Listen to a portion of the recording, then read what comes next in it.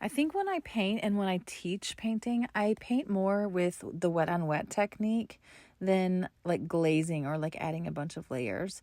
And I think you can see it in this video. So I'm doing the whole sketch first and making sure I like it so that when I get to my paints, I have a good kind of like, I don't know, stage to perform on or something. And so I'm just finishing up my sketch here.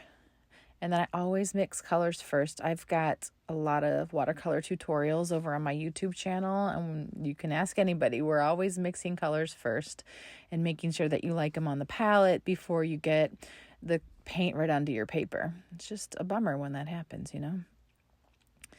And this is an example of me doing just wet on wet, and I'm not doing much with layering actually. So I'm starting with that light yellow, and then I really start to just pump in those darker colors through a wet on wet technique, and I don't really have to go back and add more. So then I also painted that stem and let them both dry, and then I went in and I'm doing wet on wet technique here as well. But you'll have more control if you do wet on each individual petal. So I just did a few at a time. And really with this, I did most of the work when the petals were each wet, but then I went back and did a little bit more later on.